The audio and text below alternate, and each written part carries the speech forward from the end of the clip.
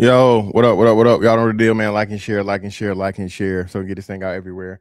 There's anywhere in the world you be, but so right here with me, the BABG OG, and I appreciate you for pulling up on me. What's going on, man? Sorry, everybody in the building. StreamYard sucks, bro. These motherfuckers keep going up on the price, but this shit keep, what's the name, man? Because it's not showing me the, let's see. It's not showing me live comments, so y'all forgive me for whatever reason. It's not me, it's fucking StreamYard. But hey, we'll figure it out. Anyway, man, hey, shout out everybody in the building, bro. Let's get to it. Y'all know what it is. Hey, if you agree, disagree, anything you want to talk about, debate about, whatever, we can shift and we can pivot. I'm going to start off with the premise of, okay? It's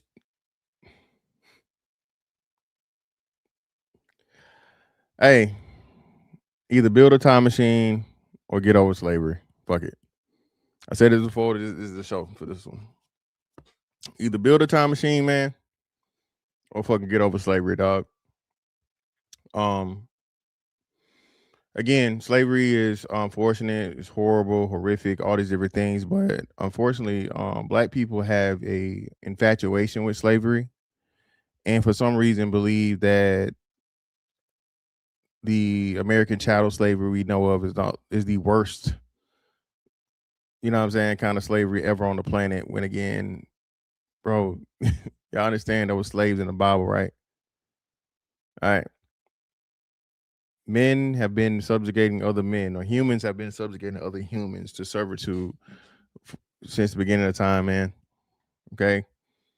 And a part of the control of the quote unquote white supremacist system is the belief that the origin of black people starts with slavery. Okay. Even the FBA thing, right? Or ADOS is rooted in your ancestry being slaves. That is extremely problematic if you ever want to have a ruling class mentality. Okay.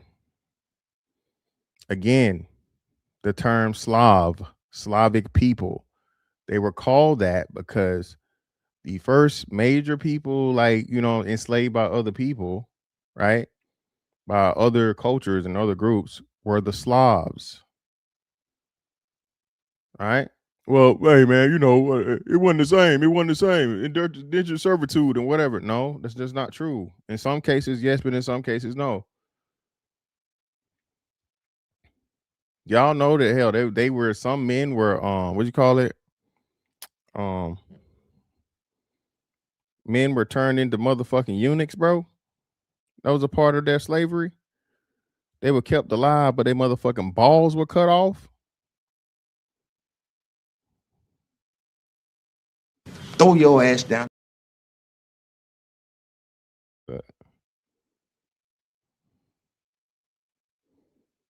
They cut niggas' balls off, man.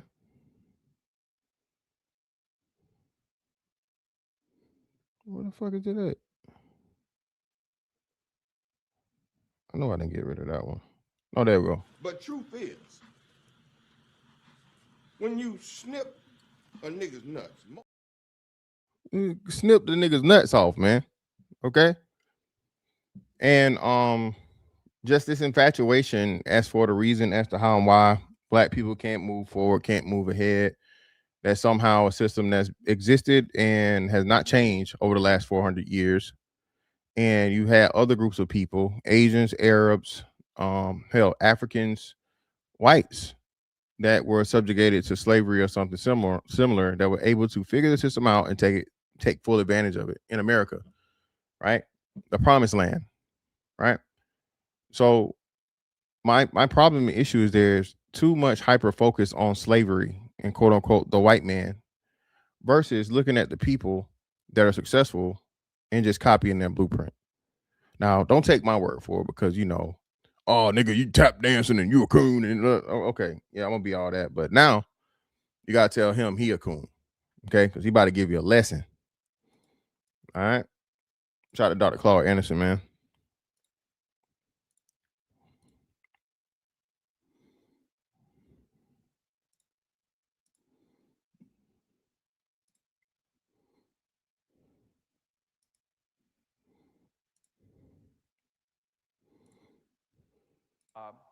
A German warship for supplies. Those blacks were free in about year 1624. But something very important happened right before 1624. In 1621, you had a black guy named Anthony Johnson. Now, we talked about Anthony Johnson a couple of times. People seem to forget about that. And the fact of the matter that you forget about that, it lets you know that shit is purposeful. Okay? All right? One of the most, the most famous slavers of all time. Let me let him tell you. Okay? Let me tell you. Anthony Johnson came to the United States in 1621. Came in from England as a free black. At the same time, you had those other 20 black slaves brought in here in 1619, the first 20 blacks. But this black came in as a free black in 1621. So when y'all make this reparations argument, okay, I keep saying this and nobody takes me serious when I say that. Y'all understand that there were not only black slaves, there were also white slaves at a point. They changed the law at some time and point to where white men couldn't be slaves. But if you're talking about slavery, what you gonna do when a white man got to get cut a check? What you gonna do when a black family, Anthony Johnson's family, is responsible for paying reparations, right? Or how do we do this? That's what I'm asking. Because everybody gets mad when you challenge it, but nobody wants to actually go through the process and make a counter argument as to where you can, because you're gonna have to fight the United States government for this shit. Okay, not saying that it's not due or whatever, so on and so forth. I have no emotion in it. I'm just saying you're gonna have to plead and prove your case against motherfucking United States motherfucking Supreme Court, pretty much. He came in, and then since he was coming in from England, not from Africa, he didn't. What you mean what? Now again, we keep telling y'all this. Listen, every black person was not a slave. This is what's wrong with you slave-minded niggas. Okay? There were European blacks. Shout out to the fucking fine ass girl from, I think it's like, what is it? The girl just went viral for her accent in Scotland. Okay? Scotland and Ireland. The black Irish, that's a thing. The black Scottish, that's a thing. Y'all niggas only think that, you know, everything came from Africa and that's it. We keep telling y'all this, bro. That's a part of the fucking mind control. That's a part of the motherfucking propaganda. That's a part of you being permanently enslaved, thinking that there's no way, shape, form, or fashion that you was anything other than a slave. And 99% of you niggas hadn't done no motherfucking research.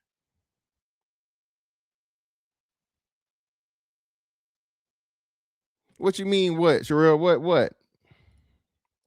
Declared himself a free black, declared that he wanted head rights.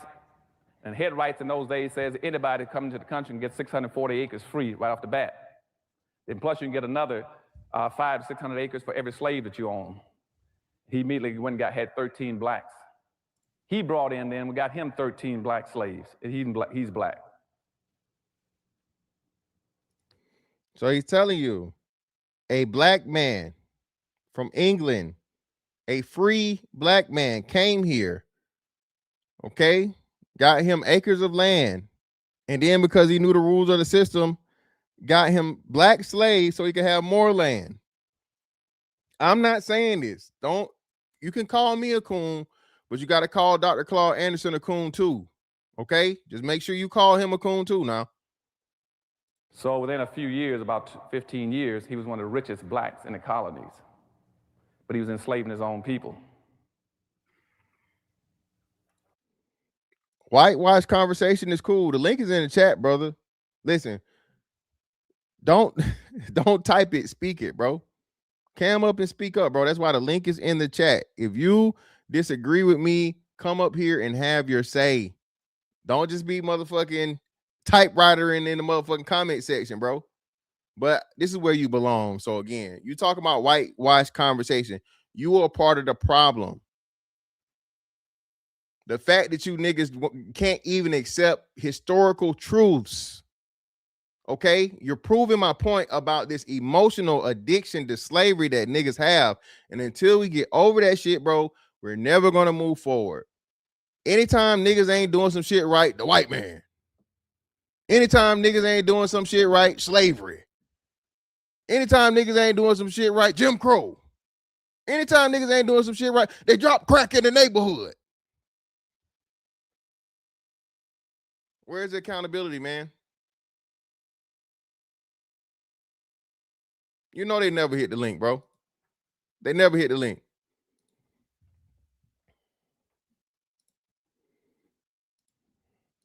Now, going up to 1638, Maryland Colony then put out a public edict that laid the cornerstone for racism in this country, saying that now that black folk coming into this country and they began to intermingle with whites and socialize like Johnson and trying to integrate, we got to pass a new law. So the state of Maryland put out a law called Doctrine of Exclusion. The Doctrine of Exclusion says that no black shall be permitted to enjoy the fruits of white society. That was in 1638. Now, Johnson still had it. He's really built up his land now. He had all kinds of land and a whole bunch of slaves, getting close to about 70, 80 slaves now. And a white guy went over to one of his plantations. And one of the black slaves there, named John Castor, asked him, says, why am I a slave here with this guy? He says, I didn't know that. He says he owns me for life. How does he own me for life? And the white fellow who was a plantation owner also said, look, he doesn't own you for life. You know, didn't you contract for indentured servantship? Indentured servantship normally runs 5 or 7 years. Now listen, free black man turns into one of the most prolific slavers in the country. A white man comes along and say, hey man, this shit ain't for life. It got limits to it. You know, indentured servitude. A white man was trying to help the black man that was a slave to the black man. Let's see how it turned out. What do you mean he's got you for life?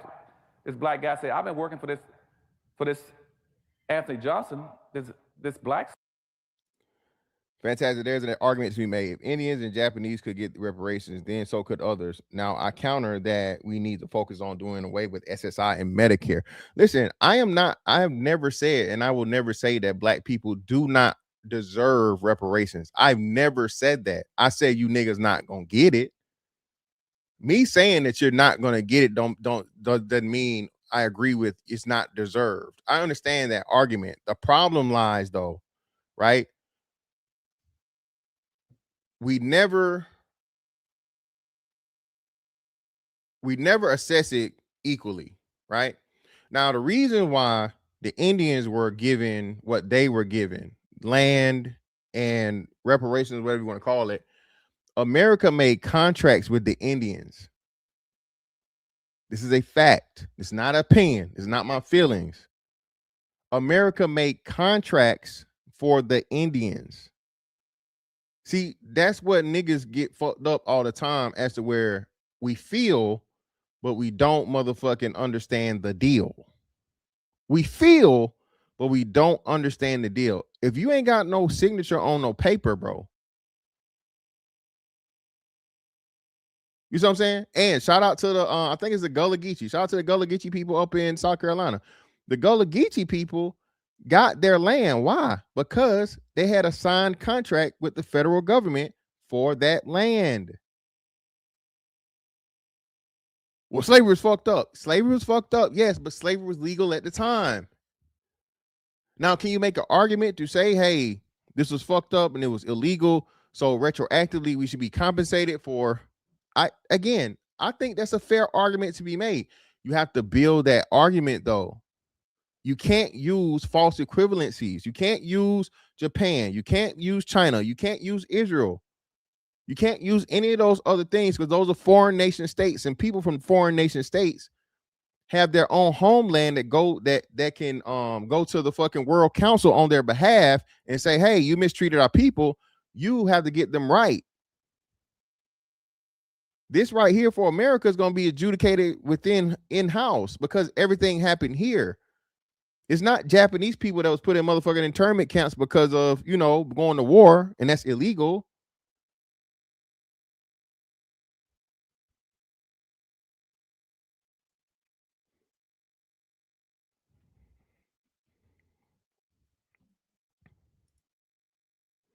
Hold on. Whoa. No, stop it.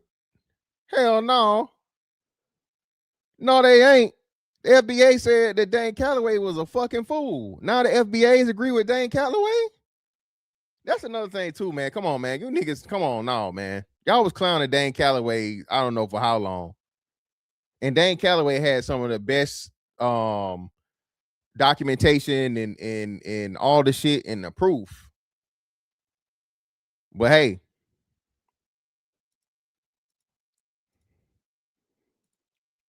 Oh, you in the west? I got you. Hold on.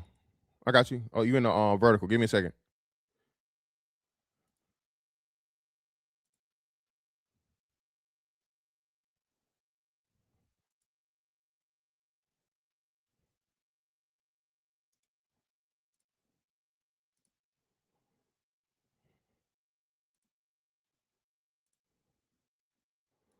I pinned it in the what's the name chat. It's pinned in the vertical chat too. Yo, this is crazy, bro. But shout out to my man R Payne. Shout out to R Payne. Mr. Payne, how you doing, sir? I greatly appreciate it for the 5, brother. Ain't nothing but some money. Truth. Indeed. Slave plantation owner for almost 27 years. The guy said, well, just run off and leave. Forget about him. You don't have to keep working for him. So the black slave, John Castor, ran off.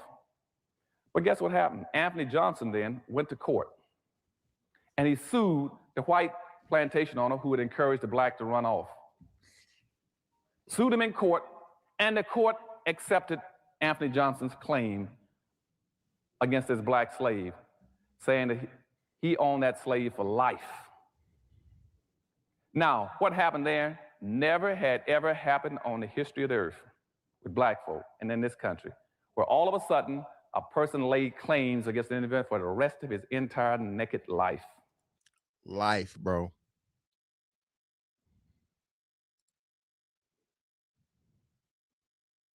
I still got it. I know I didn't. I didn't delete that. Here we go. Tell me, so how did I get life?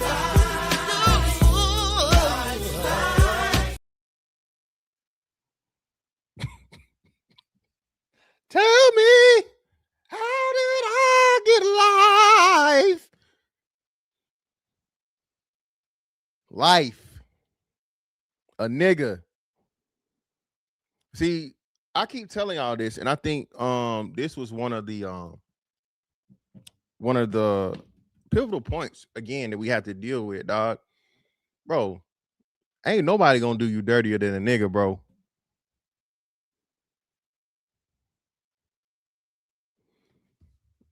Brother, bullshit. If you're not allowing you to come up, brother, you're not doing something right. You gotta all you gotta do is authenticate, bro. Authenticate and hit the what's name. It'll definitely come up. Copy the link, put it in your thing. As long as you got a mic and a camera, you should be good. If you don't got no microphone, that's probably why. You gotta have a microphone and a camera, brother.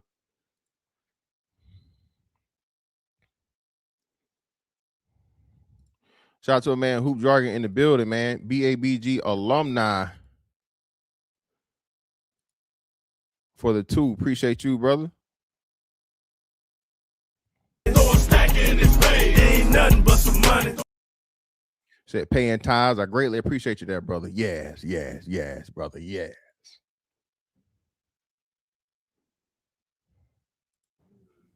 And it was a black man. And once that court decision was made, whites picked it up. Robert Platinum, they don't want to hear this, bro. Robert Platinum, they don't want to admit to any of these things, these facts that are easily just Googleable. I mean, Robert Platt, I'm pretty sure we learned that because we had to learn about World War II and our Nagasaki and Hiroshima and shit, right?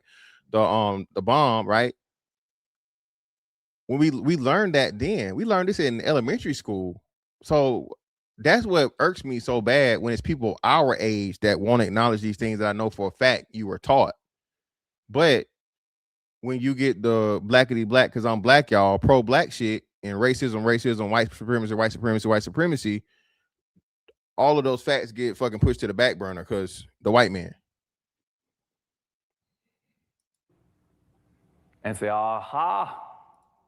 So by 1665, all the states then started passing enslavement laws. They went back and took the doctrine of exclusion and say, now, the doctrine of exclusion with Maryland says that black folks shall always be excluded and never be permitted to enjoy the fruits of white society. But after listening to the court decision for Anthony Johnson, we got a good thing going now. So they took that same doctrine and expanded it. And now the doctrine says that not only should black folk be excluded, subordinated, non-compensated, non-competitive managed workforce for the personal comfort and wealth building of white society. That became the enslavement codes, both explicitly and implicitly. Shout out to Dr. Clark Anderson, man. And I just had to be some back time in the 90s, right? And this conversation was being had, I think, right? Again, man.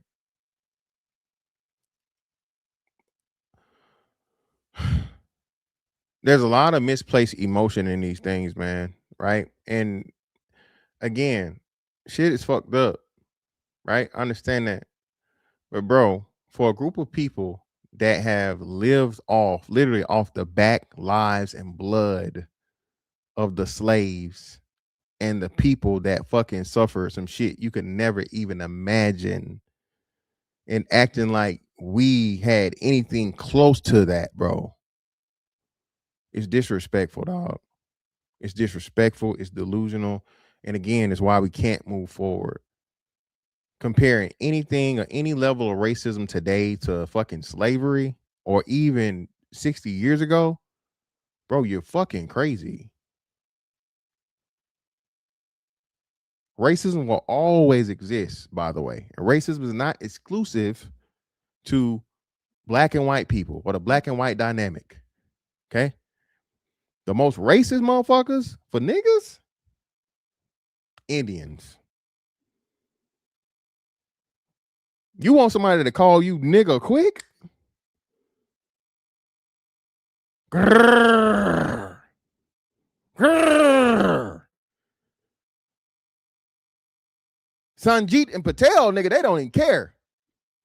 Sanjit and Patel hate niggas so bad that they impersonated niggas to get into motherfucking Harvard and MIT and shit. Remember? It was an Indian dude, y'all, that couldn't get in to some Ivy League school. The motherfucker cut all that straight hair off, gave himself a low haircut, and then applied as a black man, wrote a book about it, made fucking hundreds of thousands of dollars, not millions of dollars, for literally defrauding the education system, for pretending to be a nigga. And I promise you, anytime he get mad at niggas,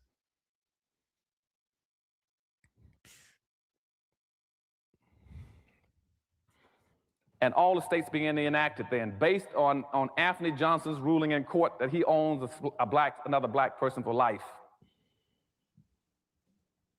Now the system picks up. We jump now up to about 1704. 1704, there's a black kid, there are a whole bunch of slaves coming in from Africa on a slave vessel called the Eagle. The Eagle is heading towards America. There's a young black boy on there, along with some other older slaves. The slaves decide to revolt on the ship. And they took over and knocked the captain down, took over the ship, and took the weapons, and we're going to fight to take over the control of the ship and head it back towards Africa. And as one of the older slaves grabbed a machete, and he said he's going to kill the captain so they can completely have control of the ship, as he swung at the captain, a young black slave jumped up and got in there and protected the captain and took the blows himself, which chopped off one of his arms and protected the captain. And by protecting the captain was able to recover the control of the vessel, put down the insurrection, and it then hung all the blacks who were trying to revolt, except a young black kid who was only 19. When the captain got to America, he gave him to supposedly a benevolent slave owner and rewarded him with recognition, and says that after he's been educated and recovered from his wounds, that he's to be set free. And again, this young boy, he placed more importance on protecting other people than getting his people out of a dilemma. And pretty much he goes on to tell several other stories about slave revolts and how niggas snitched on niggas and told and helped the white man and all this other shit. That's listen, man.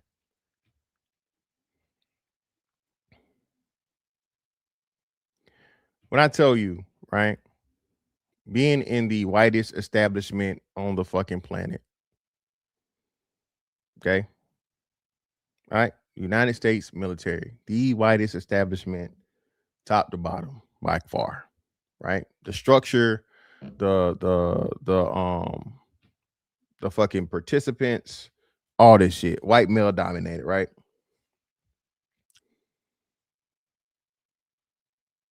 When I tell you, with the concentrated number of black people that I dealt with,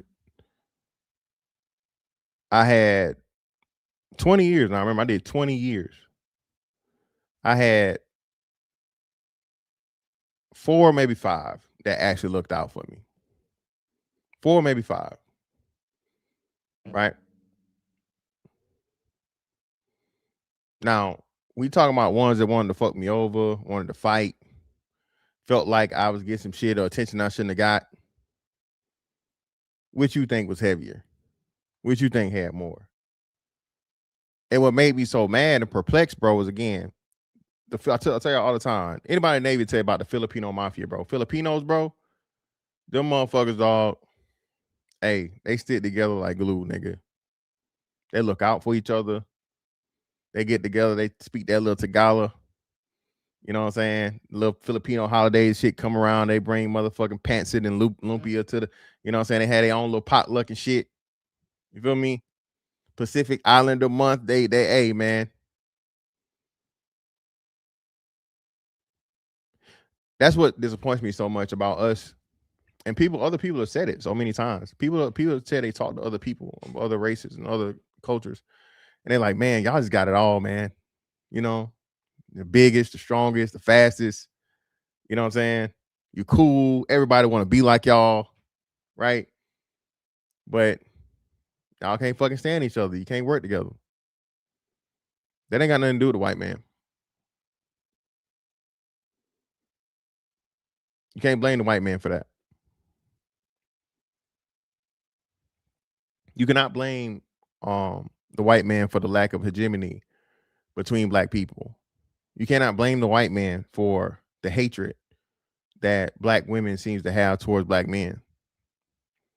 That we know is deep rooted and deep seated in their envy of the white woman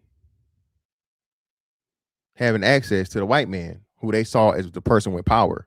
And to this day, this is why you niggas still talk about the white man and white supremacy when, again, the white man and white supremacy have been fucking surpassed in its own land by a lot. Y'all thought they was only racist towards niggas? No, they was racist towards the Asians, Japanese, Chinese, Koreans, Vietnamese. They was racist towards the Hispanics, the Latinos. They was racist towards the Arabs. The white man ain't motherfucking exclusively racist to niggas. Niggas so obsessed with the white man, bro. Y'all want him to only be racist towards us. No, he hate us the most. No, nigga. The white man got way bigger fish to fry and shit to worry about in 2026, bro.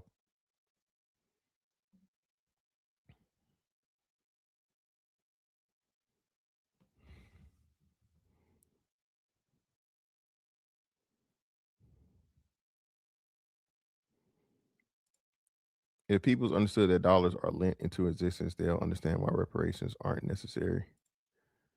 Well, I don't even think that is not necessary. People, that's another thing, bro. We get into the black people in the money system. That's a whole nother thing. Niggas don't even understand that there's no real money. You start telling people shit like this, oh man, you just talking. It's just fucking what's the name? The money's not real, dog. Money stopped being real as soon as you took a backing from behind it. This is why the shit is moving back towards that way, and this is why everybody's having a full-on assault on the fucking dollar, because America's undug a hole they can't get out of. But if you try to have that conversation, motherfuckers say you just, conspiracy theory type shit.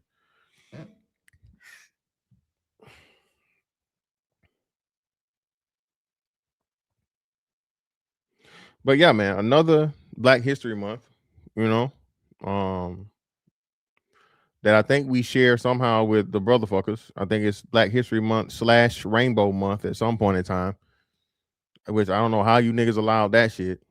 But then again, I do.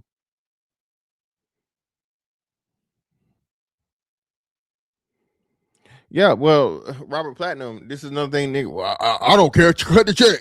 Cut the check. If I want to waste the money, I can waste the money. And I'm just like, bruh, you know how fucking niggerant that sounds? Do you know that that's the problem? Robert Platinum, I remember before I got on what's name, I was on Facebook, and I was like, hey, man, it's tax time again. Don't go ball out with that check. You know what I'm saying? Don't go motherfucking get that car off the lemon lot. That Benz with motherfucking 200,000 miles on it. 25% interest rate. That shit gonna be broke down in about a month. Don't do it. You done did it for the last 3 tax times. You can't tell me what to do with my money. Why you pocket watching, nigga? Why you pocket watching? All right, bro. All right, brother. You right. You got it, man. Show money. Do what you want to do to it. Do what you want to do with it, man.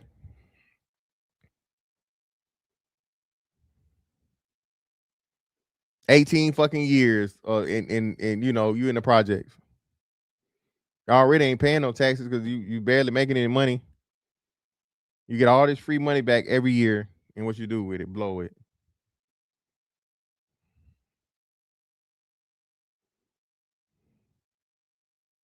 Well, no, that's not an honest argument either, right? That's not an honest argument because he told you before the slavery shit from Africa really started growing. It was already people enslaving people. So before the African shit really picked up heavy. So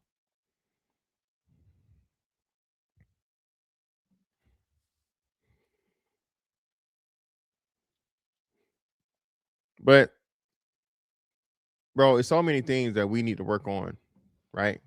Intra-racially, INTRA racially, right? Before we start worrying about the interracial things, which has not changed over and absolutely by far gotten better, okay, since slavery. If you listen, I know you niggas get mad at the MAGA shit, right? Right? If you want to say America never been great, I got you. I'm not gonna even argue with you. Let's say America never been great. I can tell you this, it's way fucking better now. Even if it ain't never been great, it's definitely way better now. These are I talk about the sheriff of North Carolina. No, ma'am, I did not. What happened with the sheriff of North Carolina? Were you talking about the guy that didn't know the branches of the government? And I didn't talk about that yet. What are you talking about? What's your reference, love? Black Latina 2026. What's your reference?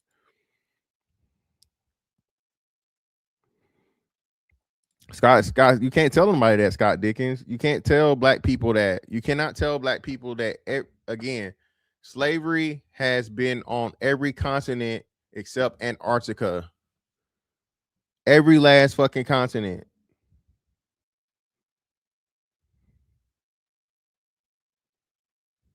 Every continent. When you tell them that, oh, you hate your mama. You a coon. You suck it up for the white man. No, bro, I just know history.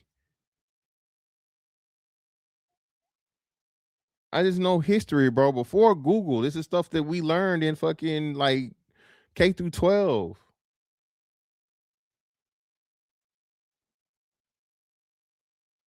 No, Skull Lemonade. No, see Skull Lemonade. Here you go. Skull Lemonade. You can hit the link too. All you motherfucking universal healthcare motherfuckers, bro. Give me the fucking country, okay, with 300 million people. When y'all use Sweden, you can't use Sweden. Sweden got like 5 million people. Canada got like, I don't know, maybe, 50 million people or some shit. And 90% of Canada isn't even inhabited. People from Canada will tell you, as long as that shit is a sniffle or cold or some shit where it's nothing serious, hey, it's cool. It's good to go. All right. But as soon as you need some serious shit get done, guess what a motherfucker from Canada doing? Trying to get their ass across that border to America. Now, listen, I am not for big pharma. And I talked about this before.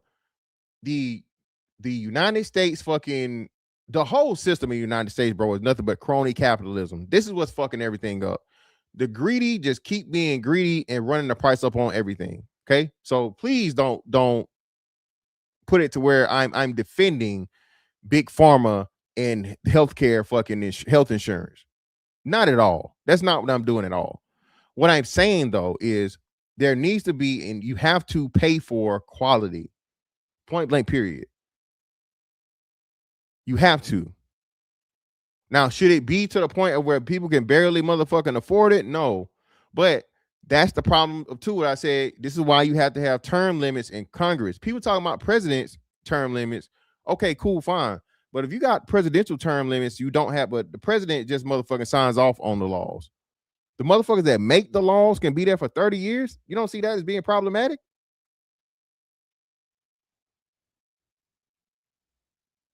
That's the problem. You should not be able to be a congressman and or senator for more than 3 terms. Combination of the 3, however you want to do it. You can't get more than 3 terms as Congress or Senate. That should be how it is.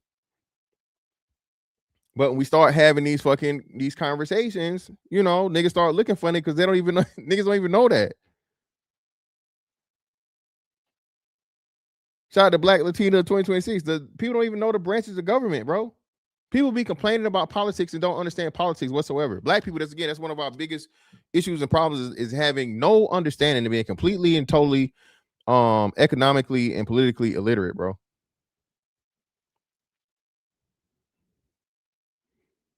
Illiterate, ignorant, however you want to put it, right? Yeah, not trying to, Mar. What the fuck you mean trying, bro? They just did Ilhan Omar. Who was the other one they did?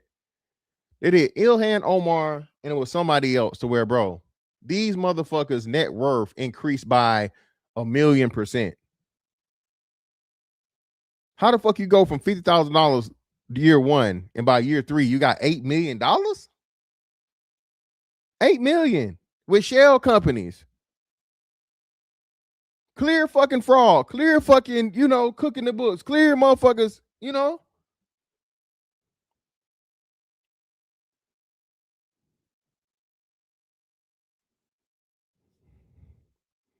Yeah, that's what everybody's talking about, man. And it's and I give a point of him not understanding, but not knowing the 3 branches of government, bro. Come on.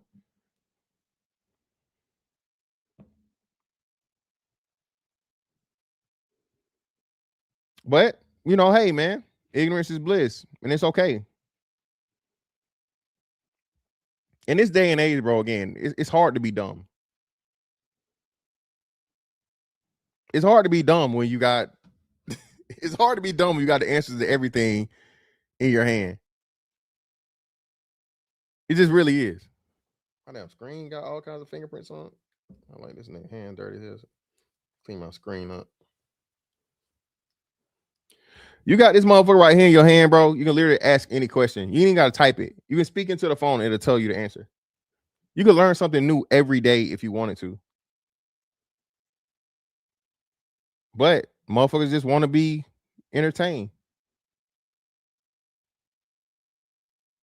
He said, what? Hold on. Y'all are tripping because I saw the damn thing. Let me hold on. See.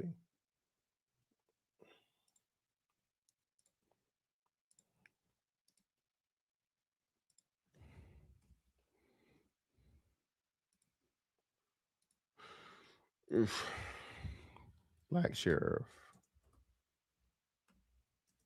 Branches. Government.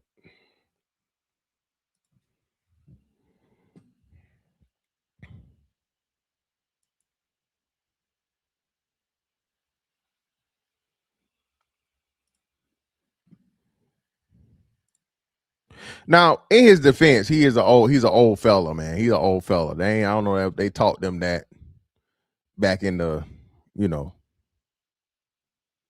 on, let me see if I can get her on. What's her name? Jesus Christ.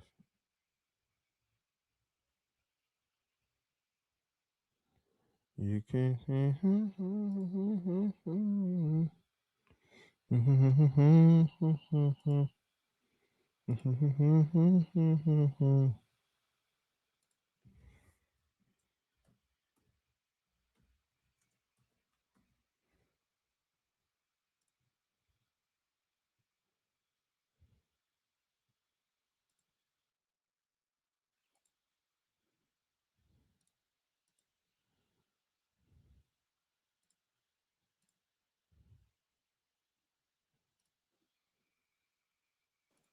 Very plainly ask you to answer my question and not go on a long tirade, because I'm gonna do my best not to be disrespectful. I don't want my time wasted either.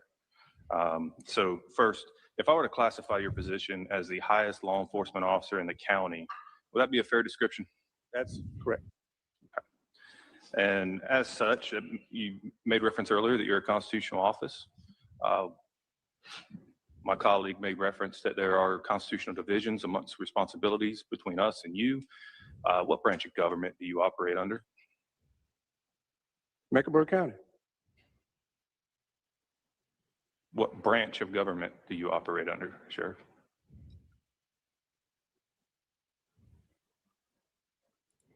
And is this a state? Is this a state Congress or this is national, right? This is just state, right? This is the state Congress.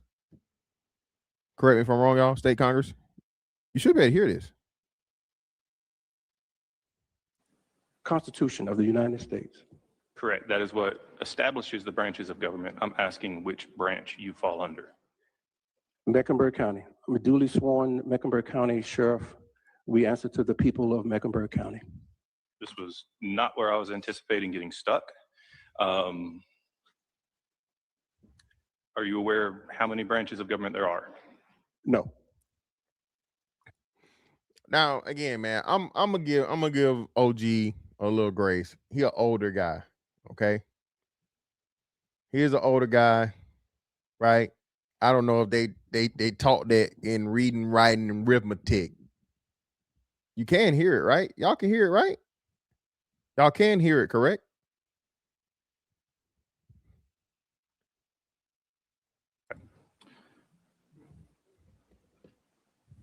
For the sake of debate, I will move on and say there are three branches of government: legislative, executive, judicial. Of those three, which do you believe you fall under? I believe I fall under the last one, Would you say it to me? judicial. You are incorrect, sir. You fall under the executive. And as a member of the executive, what do you believe your primary function is? Care and custody of those in my custody at the Mecklenburg County Detention Center. That is part of what your responsibilities as sheriff are, sure. But as a member of the executive, your primary function is to execute upon the law, to enforce the law.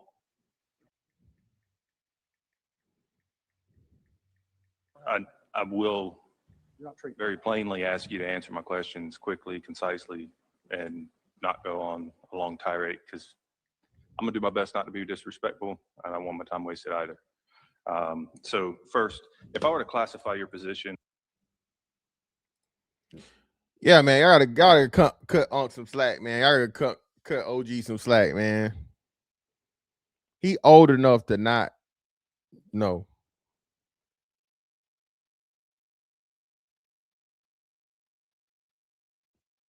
What's the lynching part though? He said something about he was getting lynched. That's a little extreme. But no, man, listen, it just goes to show you though, right? A lot of people will walk around the fucking world, bro, without a clue, dog. It's real shit.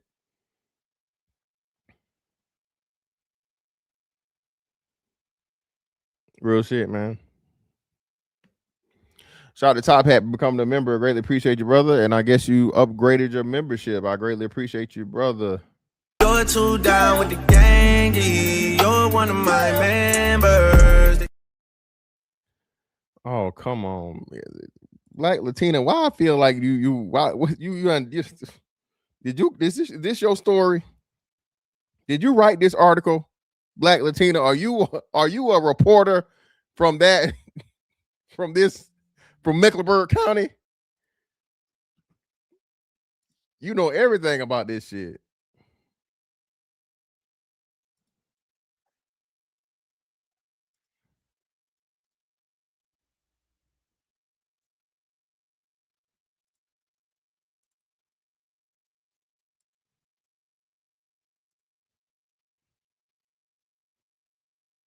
You know what though? To his credit though, I don't think chapter participation. What percentage of the population do you think knows all three branches? What percentage of the adult population do you think knows the three branches of government off head, just randomly?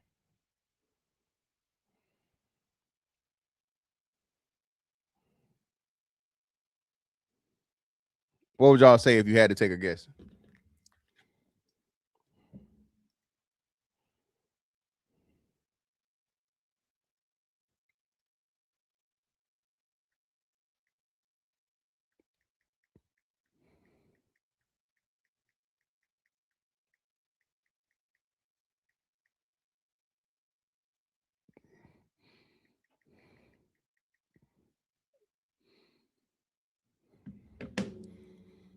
What we got? 20%, 70%, 30%, 20%, 10%, 30%, 60%, 70%, 40%, 40%, 10, 20, 10, 30. I'll say 30. Definitely not over 30. Not over 30. You could get away with 10, but no more than 30. You walk up to 10 random people and ask them, 10 random adults, you ask them 3 branches of government, 3 might be able to answer. There's no way. Unless your ass standing right outside of a college campus, and even then, I don't think you'll get 7.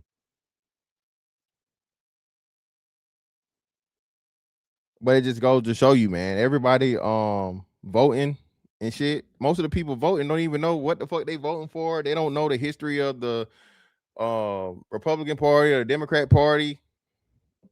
They think that America's a fucking democracy. They don't even know what a fucking democratic republic is.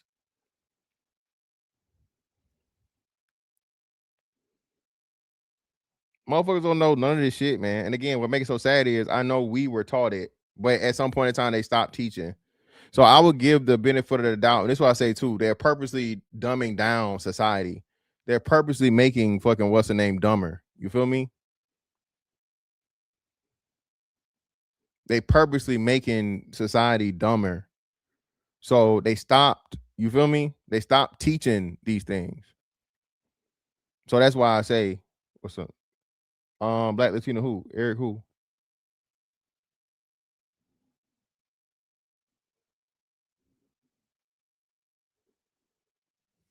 What up, Fishing and Fit? What's up, brother? Yeah, hey, KP, that's what I'm saying, bro. I know I ain't tripping. I'm telling you, a lot of the stuff that we were taught, bro, and especially anything involving civics, bro, they deliberately stopped. They stopped teaching that shit ASAP. Anything that was pro America, anything that was, you know, patriotic, they took that shit right on up out of there.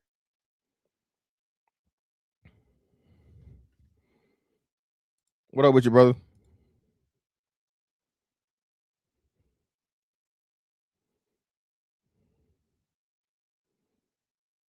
Yo, chill out. Chill out, bro.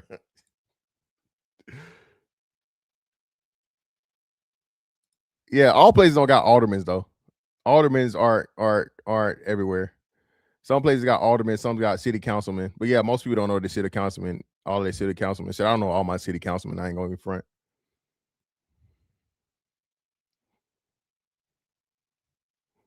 Patriotism is not bad. Every country practice patriotism. The reason why, and I'm glad you said this. I don't know. Were you being serious or you just trolling? I don't know. Are you being sarcastic or did you really mean this? Before I approach it. I just want to know what context you, because you might just be saying it be funny. I don't know. That way I can explain the importance of patriotism either way, but I just want to know what it was.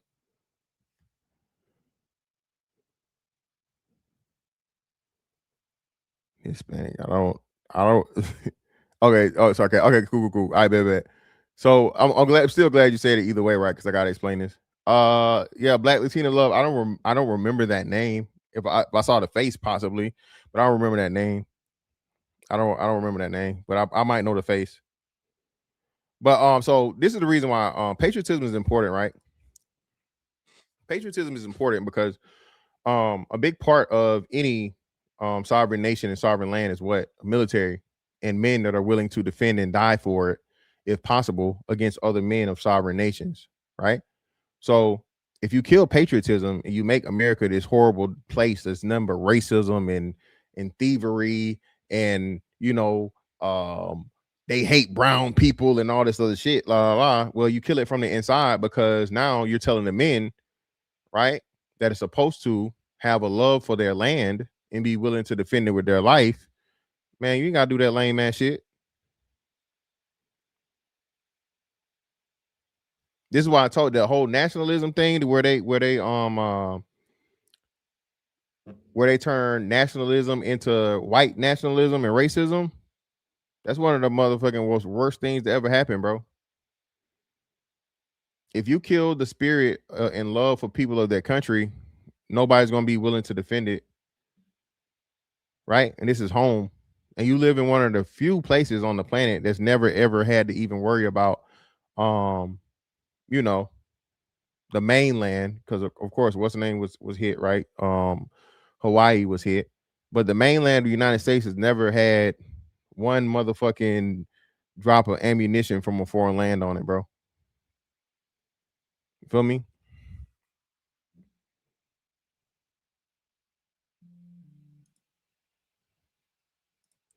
Shout out to King Day 48. Appreciate you, brother, for the 10. Ain't nothing but some money.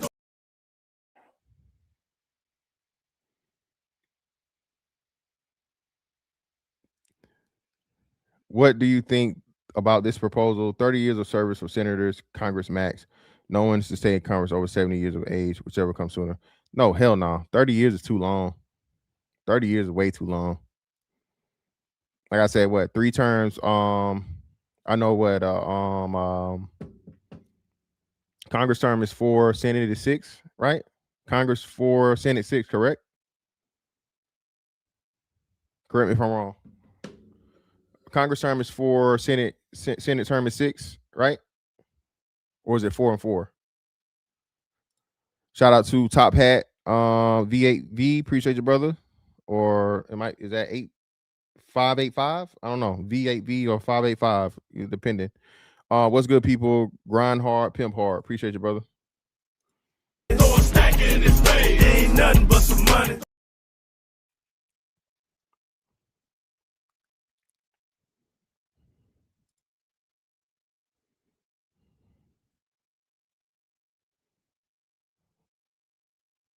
Senate 6, Congress 2. Congress only 2? I thought it was 4, and then you got a midterm. Because I thought it was 4, but you have the opportunity to be voted out in 2 years. Or maybe I'm wrong.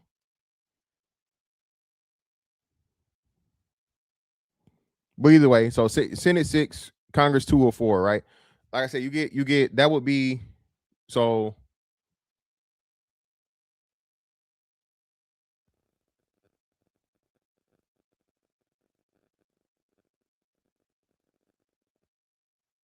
We'll just say 12 years. So 2 Senate terms or a combination of 2 Senate terms or a combination of Senate terms and Congress terms, one of the two. So you shouldn't get no more than that, bro. You shouldn't get no more than that.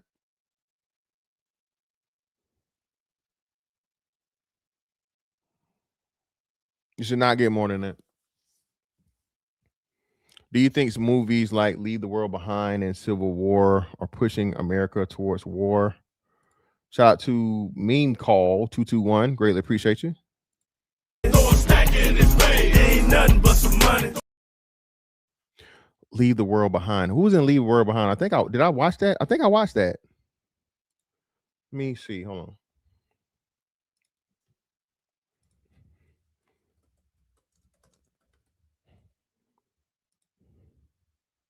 Oh, no. Oh, hey, meme call. No, brother. That's a whole nother thing right there. No, that's not. No, No, that's not pushing towards war. That's motherfucking warning you of the global fucking takeover. No, sir. That's not pushing America towards war at all. That's the ultimate plan for the elites and the robots to take over and controlling the fucking people and killing motherfuckers off. That's what that is, brother. I remember that. I watched that. I remember watching that when it came out. That's what that shit was.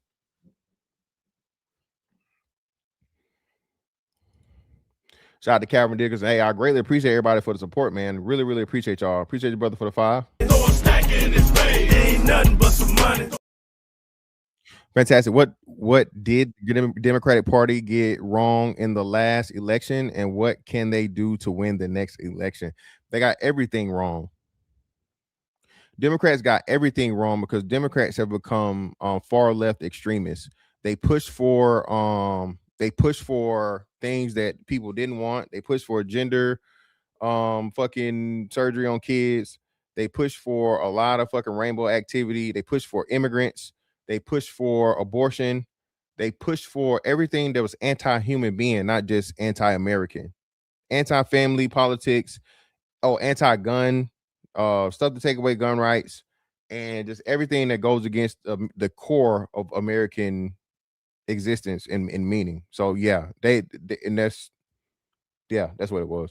My brother, what's going on with you, man? What's going on? I can't complain. Okay. Yeah, I was. Honestly, I'm not a real political guy. If you'd asked me that question, I might have got like two right. The three branches, I might have got like two of them right. I mean, I'm aware it's three branches, but I could never, I couldn't say right offhand. I could be like, okay, I know it's judicial, I know it's executive, but what's the third one? So I probably would get caught up with that. But I was gonna say too, with Black folks, because we still feel underrepresented in politics, we don't pay a lot of attention to it. I live in DC, which is a pretty black city. I mentioned that when we talked about Marion and all that. So people are kind of somewhat in tune here, because like I was at the car show in DC last week, I believe, and I seen the mayor there. And she, walked up to her, took a picture with her and all that. So a lot of the politicians in DC are pretty visible.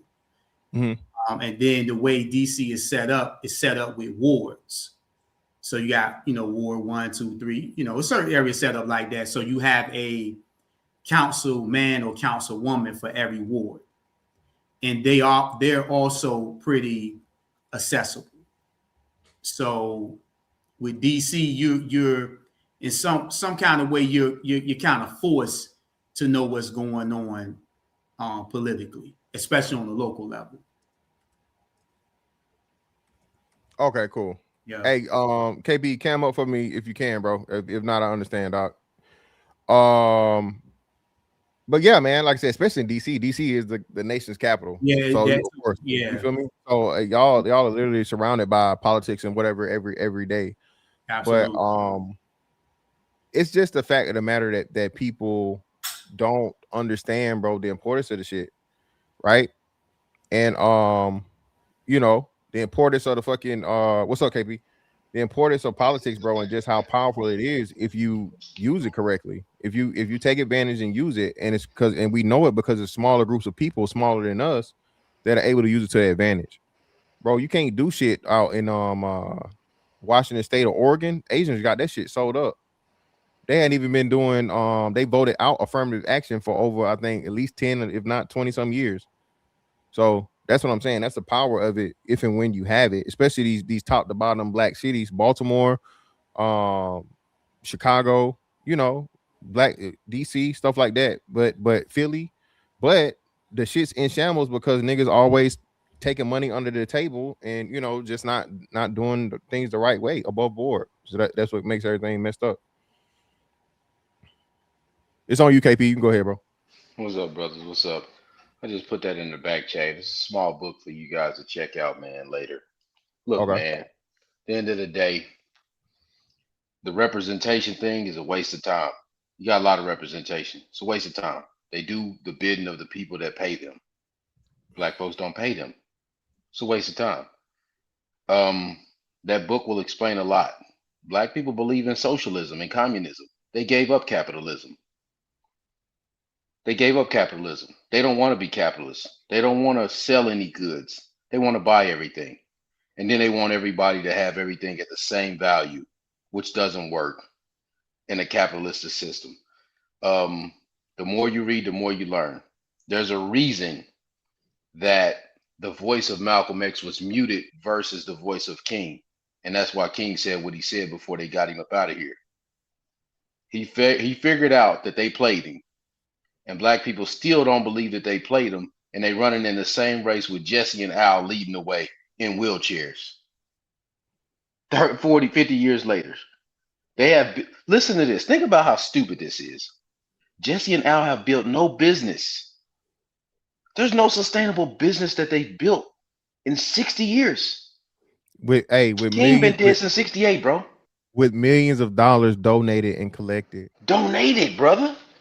Millions think about of dollars. that, brother. Just stop and think about that. There's no sustainable business that they built.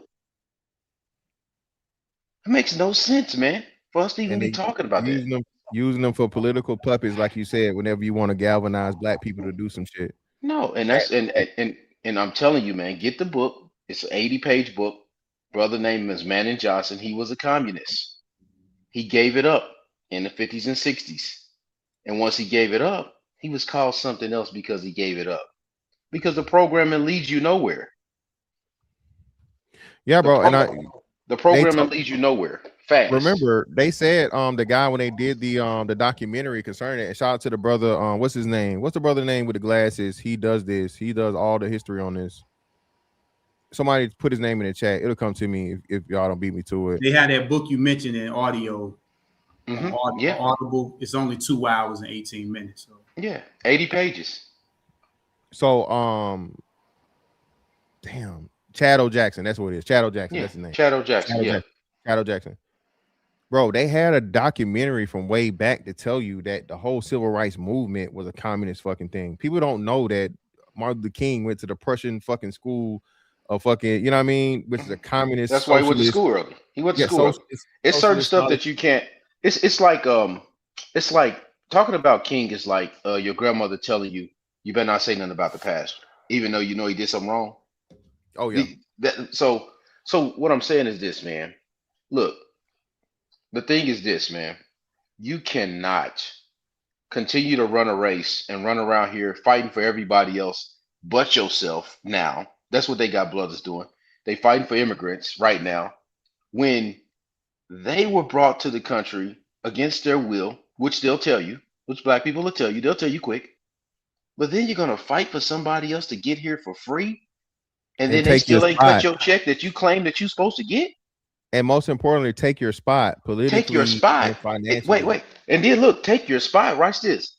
And populate with their numbers while you depopulate by getting rid of yours. Hey, bro, I ain't never seen nobody the most backwards in my life. These people that's out here marching with these people, they lost the best part of their mind. Because I thought they kept telling us police was brutal in the streets. So you're going to run directly to some people that's ICE agents that you claim is dangerous? Like, bro, like they got to sign up on people, bro. Brothers is gone. You running down this train, you a fool. For shit that ain't got nothing to do with your black ass. No. But everybody tell you to kiss their butt all the time. But then you're going to run out here and fight for them. It's crazy, man. I never seen nothing like it. I'm glad you said that. Hold on. Let me pull this up. And then the same white liberals, right? The same white liberals that will fucking, that will tell you and, they for black people and, all this other shit, right? As soon as you disagree with them and you do something they don't want, what they say? What they call you? Call you a nigga. Hard R. Not just a nigga. They call you the whole thing. Let's see where we at. It's amazing, man. It's amazing. I was watching a video where they had Jamal Bryant standing next to Jesse Jackson while Jesse's in the seat, and they asked him a question about illegals taking black people's jobs. Jamal tried to pass that mic so fast, bro. He passed another brother the mic, and the other brother said nothing when they asked him the question. I'm looking at this dude like, and these people don't see this? Like, oh my God, it's ridiculous. So what did they take our jobs or were they giving our jobs? Well, this will be what it would be. Think about this, brother. The more competition you have, the less job opportunities you have, right? And it's been documented that these companies were hiring them illegally and paying them under the table to save money. There was a whole what's the name plant down here in Georgia in Savannah. I think it was either Hyundai or something. It was a car plant. If you have a meat packing plant, a chicken plant, or something like that, that's where they working, bro. Tyson was another one. Shout out to KP. Tyson happened, I want to say back in 2020 or 2021. They did a bust up there for that, the same thing. So what these companies do is, bro, they hire these fucking these people illegally, man, and they pay them under the table. They can pay them under the wages, and it helps them double dip and save money because now you're making these cash payments to these people, and you know what I'm saying, that's money that you saving on the what's name, and money you don't got you don't got to claim on the payroll. You feel me? So you saving money every way, shape, form, or fashion. Let me play this real quick, and then we go get this.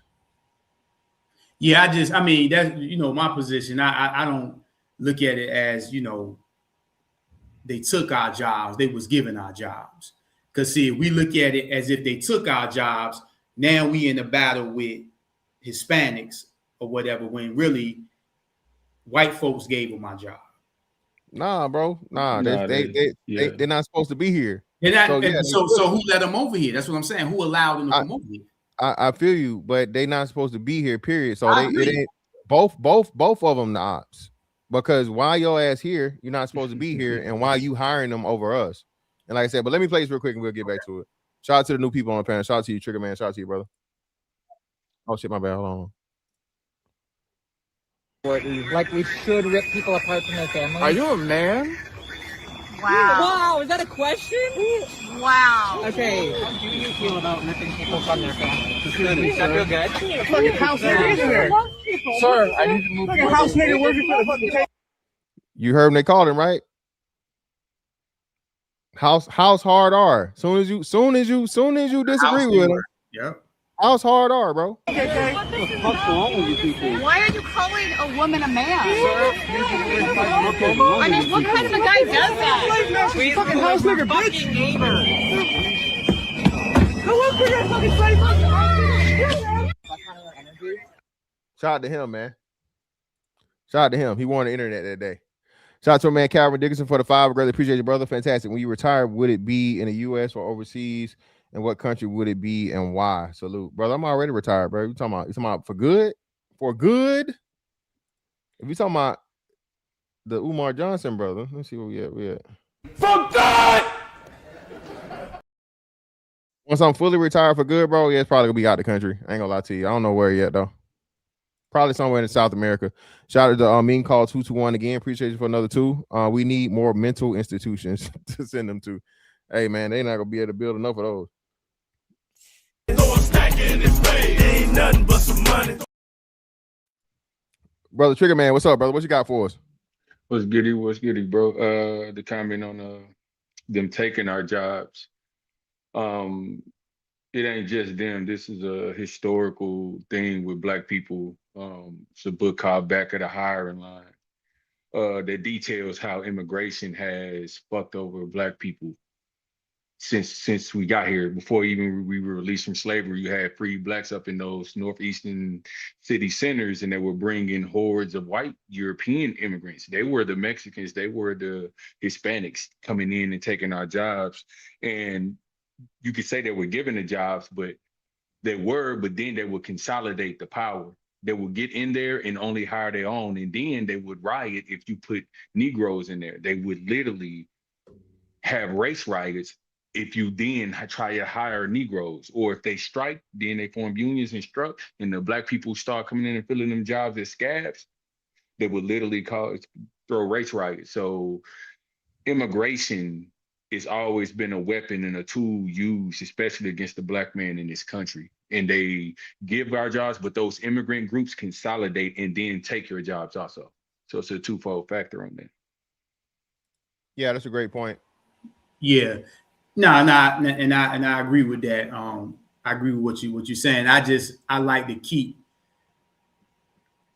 like to let the white man off the hook with none of this, because again, that's what he does. He sell gun to both sides and let y'all fight amongst each other, and then act like, hey, these boys done took your job. How you feel about that?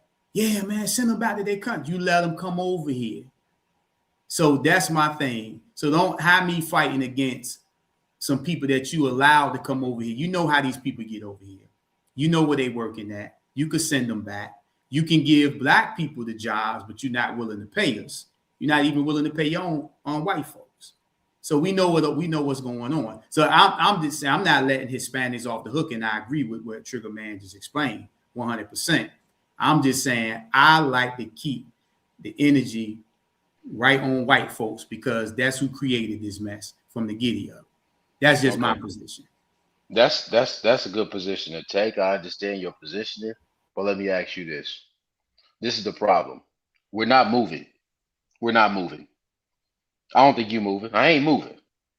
So this pressure that you think you can put on somebody, right?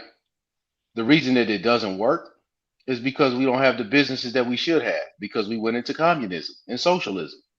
You can't you can't put the press on somebody to hire you. Like, look at these athletes, right? You got your favorite athletes out here. They run around here. They got a league, blah, blah, boom. They play in the NBA, the NFL, whatever league. They cry about the guys that don't get hired and all of that, but nobody ever says form the other league. And when Ice Cube formed the Big Three, did you ever find it suspect that LeBron or nobody ever just was like, man, you know what? We're gonna just expand the Big Three. You ever notice they never say nothing like that? They never try to do that. They never do any of that. But you know what's gonna happen? I'm gonna tell you what's gonna happen. Niggas is gonna align with the NBA when they drop a 3-on-3 league, and niggas is gonna go watch it. And they're gonna walk away from Ice Cube. Cause I know niggas. Cause I know niggas. And you know them too. It's just hard that you just don't want to accept it. That's all. I've accepted.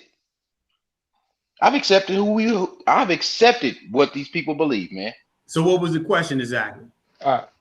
There's no question. That's just a statement of what you're gonna see from the people that look like me and you. Okay. Because if you start a business tomorrow, brother, they're gonna ask you for a discount, knowing damn well you're in business and you have to make a profit.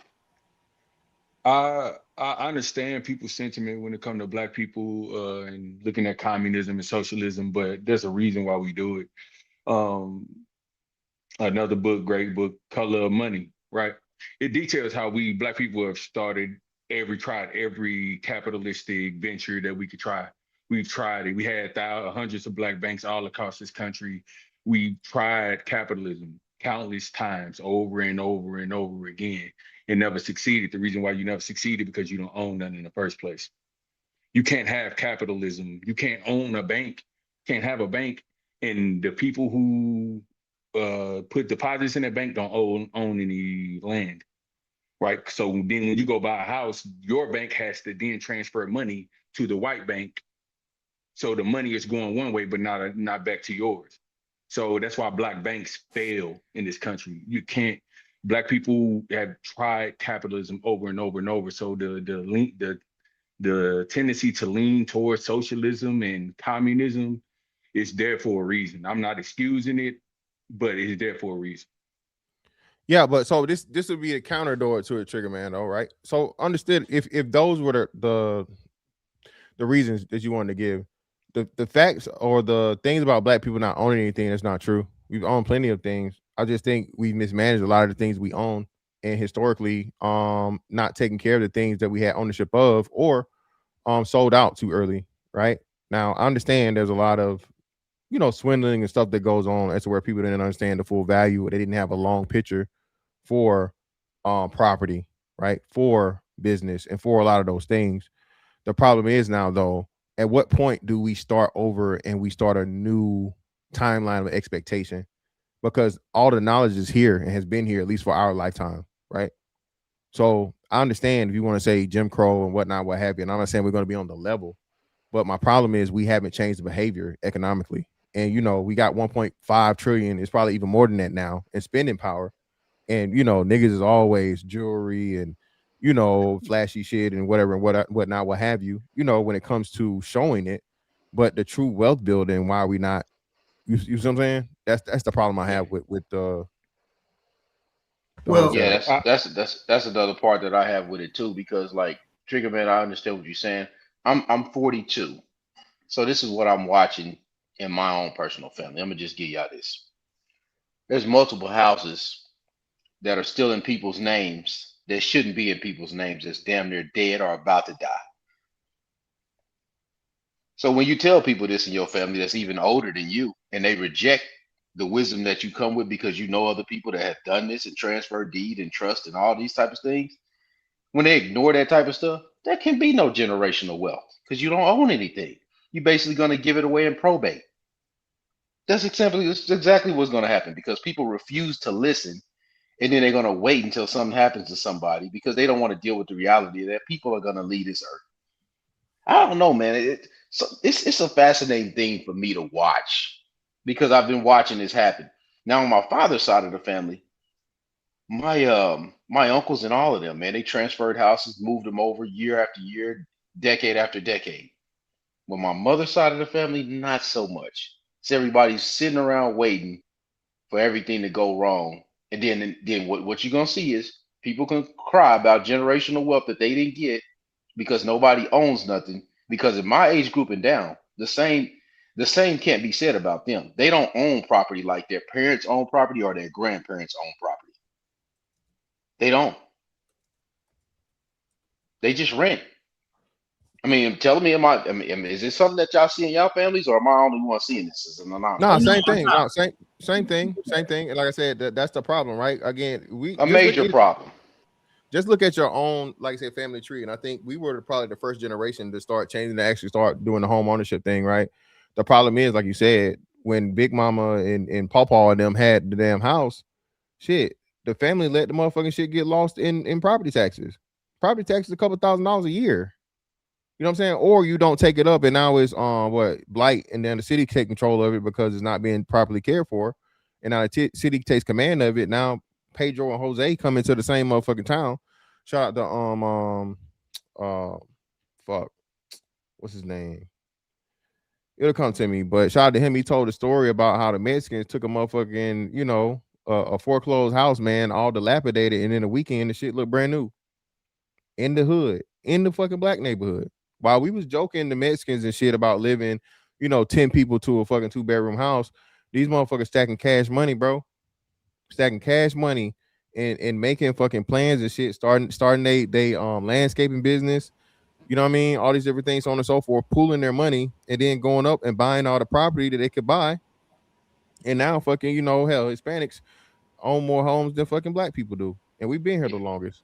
Yeah, I'm just more of a proponent of us doing what we can and not just letting stuff squander like that, man. Because it just it's probably about 4 or 5 houses in my family that I know that's just sitting right now. That if I go remodel them, right, my name ain't on the deed, so I'm gonna just lose all my money for doing that. so it ain't no point in doing it. So you gotta let the elders that have the responsibility of that, they're just gonna do what they're gonna do. So again, go ahead, bro. No, my bad. So again, and everything that we're saying is right. I've experienced it in my own family with watching houses get lost, right? It's just we're not also dealing with the deeper issue on why is that so? Yes, it's not knowing about wills and trusts, but it's also the turmoil that's in black families that we have to also, deal with and unravel. So until we do that, because again, Hispanics, Koreans, and Indians, they're coming over here with their language, with their diet, with their woman, and they can get right to it with skills, with trades or whatever, where they could turn a dilapidated house into, remodel house in a weekend or what have you. They have those skills. Obviously, we lost all of that on top of all the turmoil that's going on within the families. And that goes back to what Trigger was talking about. Trigger Man was talking about. We keep going back to socialism or that whole statement of we need to come together, which I don't like, but we make those statements because we recognize that if we don't have a togetherness or on the same page, right, we're not going to really be able to do this thing. We know our money leaves the community as soon as we get it. When everybody else's money, it circulates so many, few times, if not 10 times, depending on what community you're talking about. So in some regard, are we willing to go 5 deep in the home, right?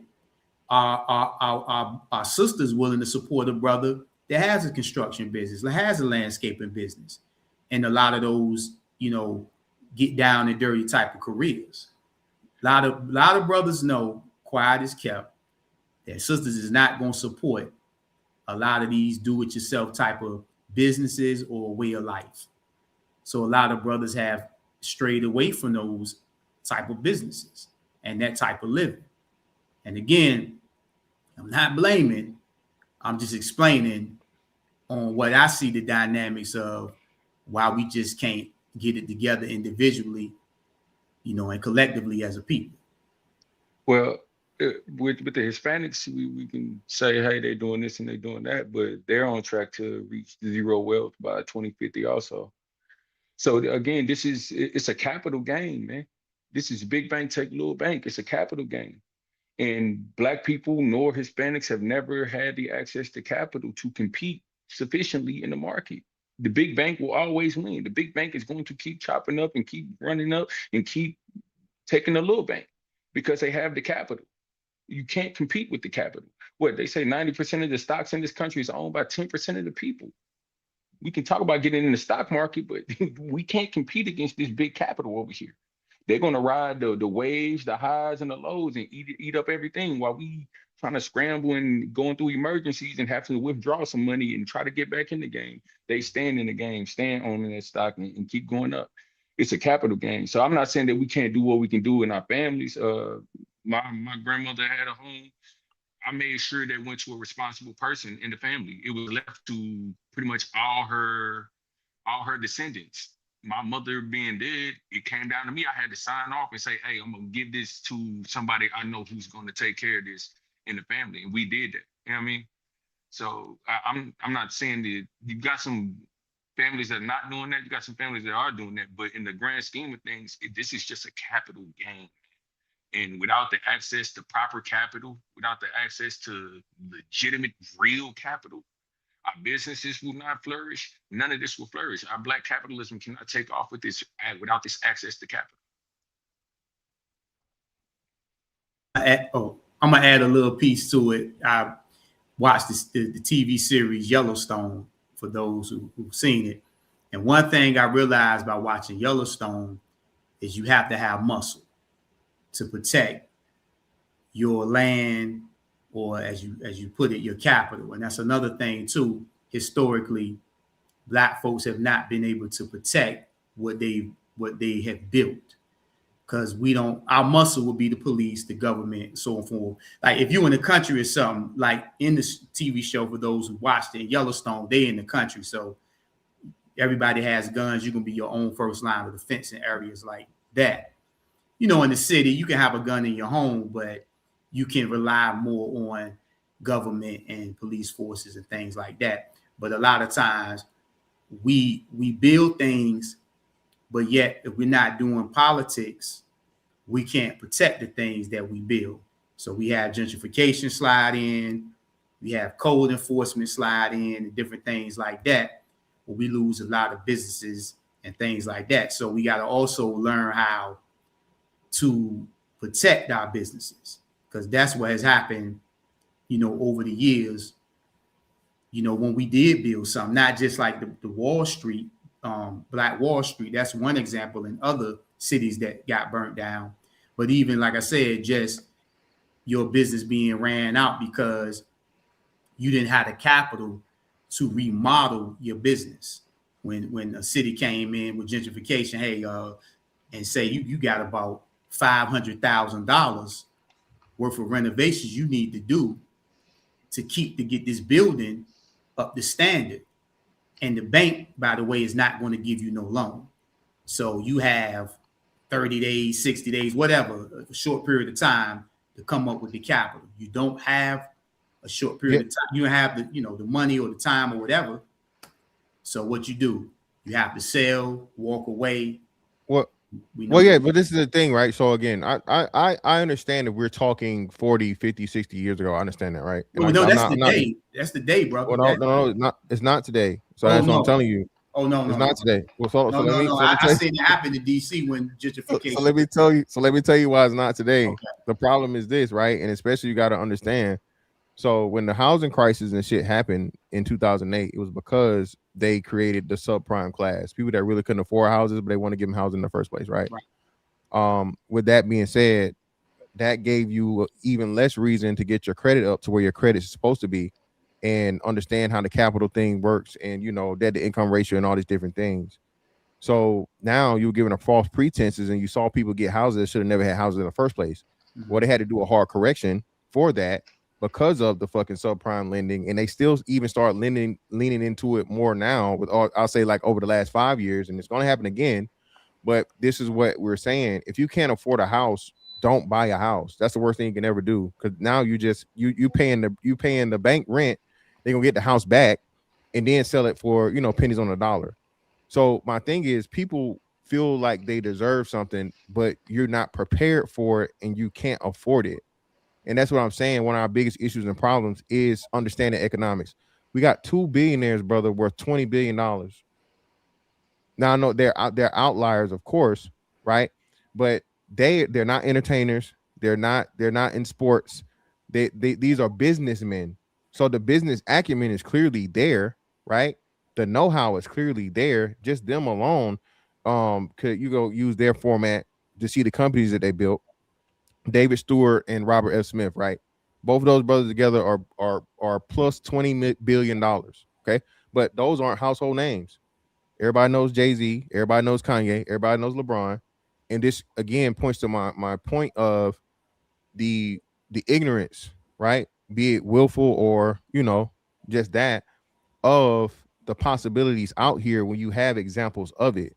It's just the fact of the matter that we're too focused on the white man and all these different things, when there are plenty of black homeowners out here.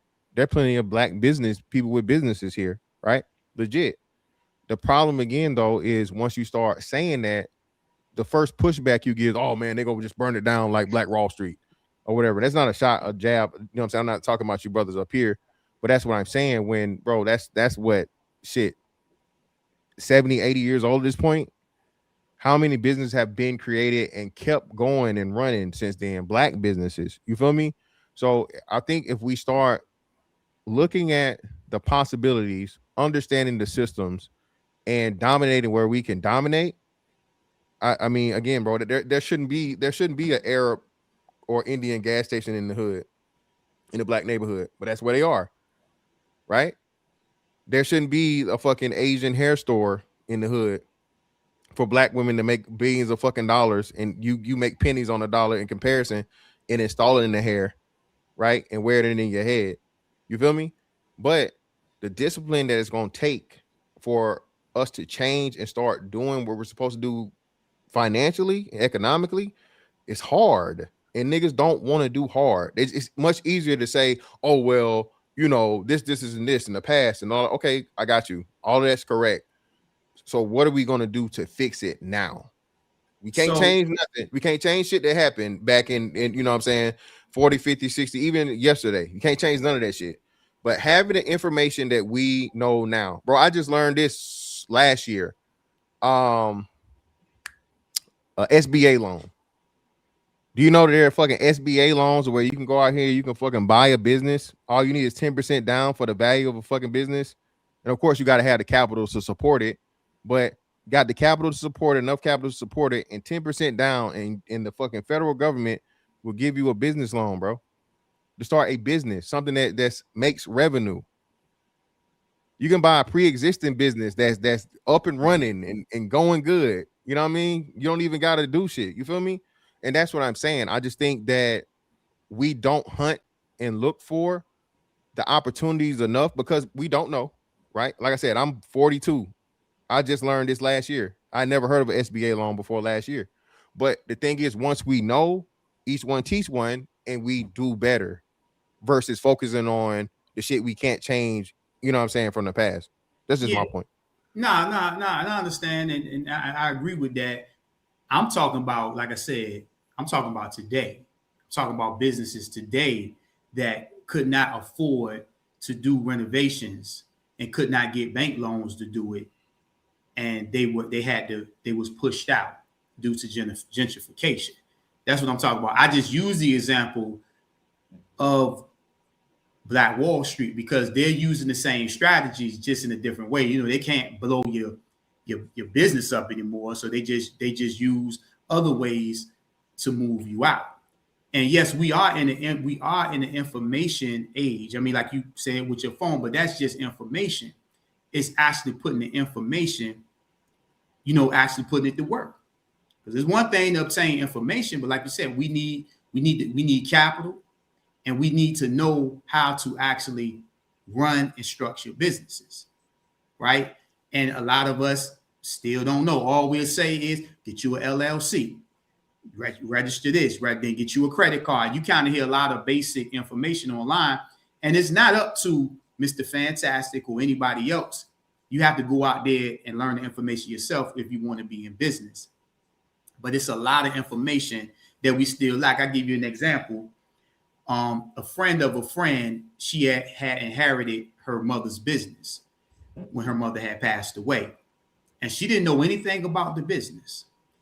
But our mutual friend is in business and doing quite well, been doing quite well for 10 plus years. So with the shutdowns, you know, with the money, with people been losing contracts and all that when Trump cut a lot of stuff, she wasn't able to make payroll. But she owed $30,000 in taxes. So the money, if you are in a, what do you call it when you, I can't think of the proper term, but when you are in a struggle, I'm gonna just say struggle because I can't think of the term, you can go back to IRS and say, I can't make payroll. And they will refund you the money, which they did. And if it wasn't for our mutual friend telling the young lady that, she wouldn't have been able to make payroll. So it's just little things like that Black people have no idea that you can do, right? So we're still so far behind with a lot of information that it's not even funny, and we lose businesses and things like that for the smallest little thing like that. So in this information age, I wonder why we don't know a lot of things. So that's where I get into the gatekeeping, but that's a whole nother story. Because a lot of people say, hey, buy my course, hey, hit me up. And I'm like, what are you actually teaching? Yep, hardship. Thank you, ma'am. That's exactly what the word is, hardship. Yep. You can contact IRS and tell them you having a hardship, you can't make payroll, and boom, we talking IRS. I'm like, damn, IRS gave you back 30 grand, gave her back 30 grand. She was able to make payroll. So that's just little stuff that Black folks just don't. I mean, I definitely didn't know because I'm not in business. I just have friends in business, and she just so happened to share that with me. So it's just little things like that white folks been doing for years. We've been watching white folks file bankruptcy for years and turn right around and go back to the bank and get money. We've been watching these people play games like that for years. And they sit back and they look at us wondering why we can't do X, Y, and Z. But I'm gonna be quiet. I don't want to keep running my mouth, but yeah. No, it's cool. Go ahead. I like I said, I respect everything everybody's saying. I do not want to discourage Black people from going at it because of the obstacles we face, right? But capital is relative. We have some access to capital, but when you compare it to the larger capital out there, you don't own anything. As far as our businesses, the amount of revenue that we contribute to a business in America, it doesn't even register on the scale. It just simply doesn't. And without that access to capital, you cannot grow. You cannot achieve these things on a macro level. You're going to have some exceptions to the rules. Shout out to Robert Smith. You know what I'm saying? It's a person I'd want to look more into and try to glean some game from and look towards as a symbol, somebody to aspire to. But the access to capital is the number one barrier. We cannot get past access to capital. Nobody can. There's no group in this country that will come up without access to capital. Some of these immigrant groups come here and they have capital already. They have capital coming with them, which is why they flourish. But if you come here and you have nothing, and you don't get proper access to capital to compete, when that capital comes in, like when gentrification comes in and that real capital comes in, you can have some money, you can have some business, you be doing your thing, doing all what you need to do. But when that real capital come through and they want what you got, it's gonna be hard to deny. It's gonna be hard to stop that money. You can fight for a little while. Yeah, it's a steamroll, man. That money roll right over. As the eminent domain, you can fight for a little while, but big bank take little bank. And like you mentioned, Mr. Fantastic, the gas station, because I always trip off that. It's 150,000 gas stations in the United States. only 29 or 30 are owned by African Americans. And I look it up all the time. That's how I just kind of know it off the top. I'm not that smart.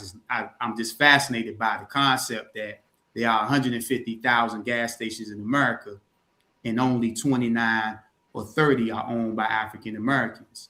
With all of the celebrities, and I don't put a lot of stock in celebrities because I don't even think they have enough money to help Black people. They have influence, but they don't have the money. To me, you know, I don't look for them.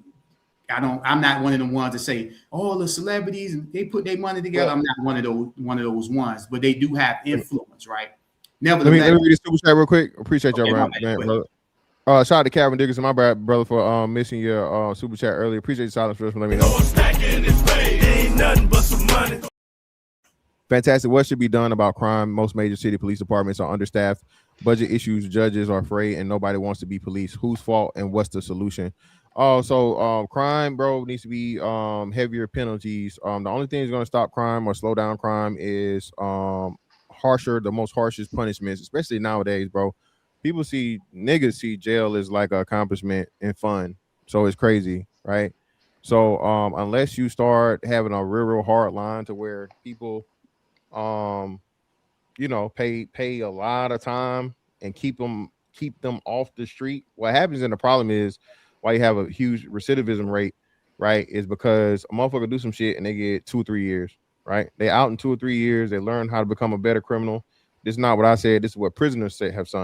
Prisoners said all prison do is teach you how to be a better or worse criminal, however you want to work at it, right? So now you got 2 or 3 years to get out with good time, good behavior, whatever the fuck. So they do 85% of the thing, i.e. Pooh Shiesty, shout out to Pooh Shiesty, right? And now you right back in there to finish up the sentence or whatever you got to do, right?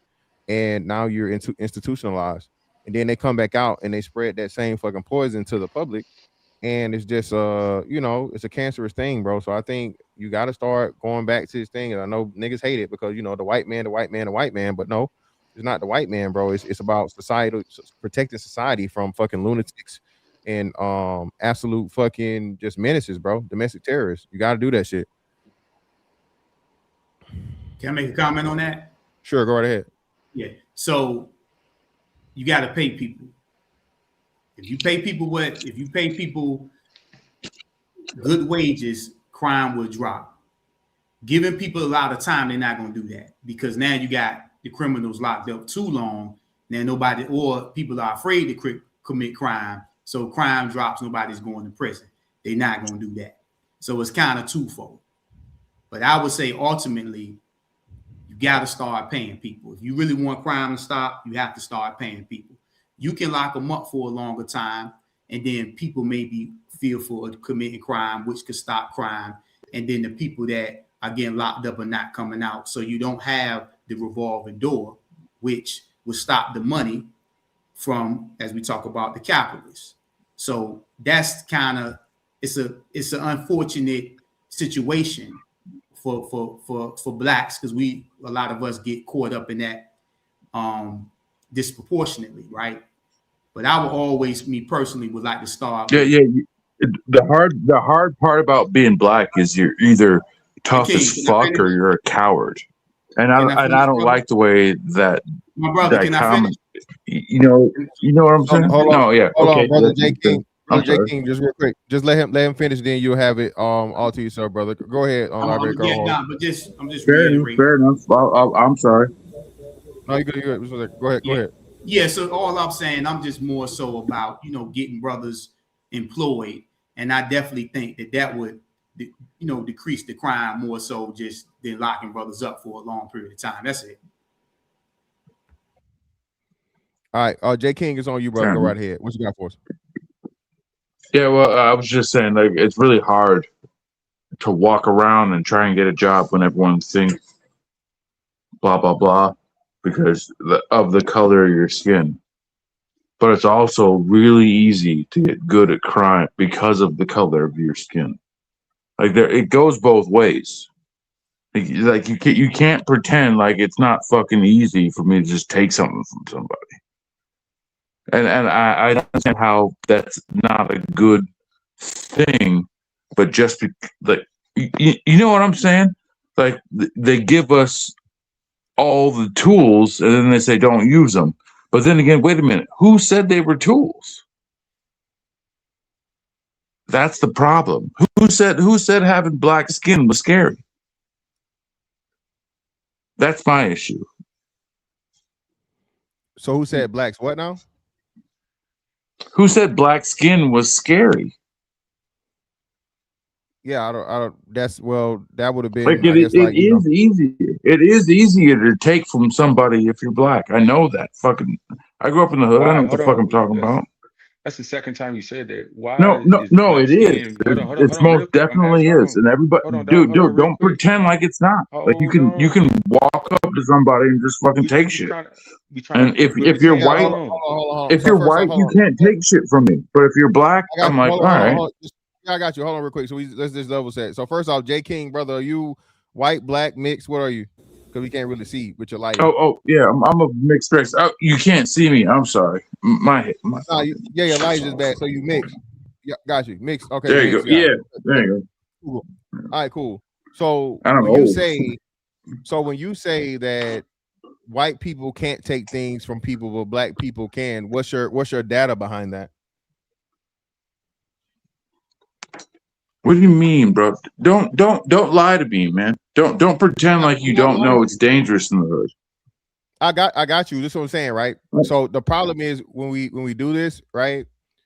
It's dangerous in the hood. I'm talking to y'all. I ain't talking to a bunch of white people, folks. I got you. You know what I'm saying? I ain't saying to a bunch of white people. I'm talking to y'all. You can't pretend like I'm just fucking making this up. I got you. I'm not saying that. I know. I'm from Macon, Georgia, bro. I'm from the hood. I live in Jacksonville, Florida, bro. I know a little bit about the hood, brother. I never been in the streets though. I never been there. I've been a sidewalk guy. So listen, what I'm telling you, right? What I'm saying is this, right? The hood and the trailer park are equivalent. You're willing to say that, right? Oh yeah. I grew up in a trailer park many times. Yeah. All right, great. So I've been in a trailer park a lot. What I'm saying is this, right? What goes on in the trailer park doesn't get advertised as much as what goes on in the hood, right? There's just as much drug use. There's just much crime. Maybe not violent crime as much. You may be higher on the violent crime in the hood. Dude, there are trailer parks in the hood. There are trailer parks in the hood. It's just like big cities get fucking they get the big buildings. They get the projects and shit. Yeah, that's but like if you're out anywhere else, the jacks you live in a trailer park. I guarantee you. Yeah, but that's what we're saying. The trailer park and the jacks is not the same thing. It's just the equivalent, right? No, they're not. No, they're not. But you get treated the same. That's what I'm saying. You get treated the same. Yeah, but so we agree there. But what we're saying no, just listen to me for 1 second. If I live in a trailer park in a small town and I walk around, I still get treated like I'm from Marcy. No, you do not. You know what I'm saying? No, you don't. Yes, I do. Yes, I do. Trust me, bro. I've been there before. It happens all the time. Nor the police presence to get treated as such. I can be a person if you live in the inner city. Dude, where there's I know that's the crazy part is we don't have the population or the police presence to be treated as such. But guess what? When there's one black dude there, guess what? They're fucking around. They're patting me down every other fucking Thursday. Your police department is small and does not have a multi-million-dollar budget as an inner city one does. You're not experiencing no, but it's just me. That's what it's a small town, bro. Okay, like they pat down everybody every day at Marcy. Let me say this. They pat down the ones they think are the bad ones. So when I'm around, but guess what? You get patted down. And that happens every day because guess what? I'm the only black dude in town. So you know what I'm saying? From his perspective, I got you now, brother. I understand what you're saying now. So he's saying that because even though he's mixed, he's black. So he's saying for him, whether he's the equivalent, right? He's in the fucking trailer park, he the nigga. So they are targeting him still and he's still going through it and so on and so forth and okay, I got you. Let me Okay, get if this person, his individual self, I was speaking on yeah, the yeah. community at large. That trailer park is not being treated the same But way I am exactly. the the PX is. community. That's what I'm saying. Yeah. But But you're one individual. I'm I trying to say understand. That's that why I trailer want to park talk about is the not an community, equivalent to the because even projects. when me alone, it's like, You wait a understand what I'm minute. saying? So like that's Yeah, why I just came real up quick, here. It's like, wait a minute. let me get Fuck. the other brother in here. I gotta get Kim 1 in here, and then we'll move it back around for everybody. Kim 1, it's on you, brother. Appreciate you. Appreciate your patience. I'll be quiet. I'm good. You? Hold on. You that mic you're using is not the one that's being used. We getting everything else. I'm getting a lot of background. Make sure you got the right mic selected. All right, 1 second. Yeah, hit the wheel and then go to your audio, or hit the little 3 dots and go to the audio and pick that one. Right, what about now? Yeah, perfect. You're perfect now. There you go. Go ahead. Perfect. Okay, so the question was, what are we gonna do about crime? So I agree with the one gentleman.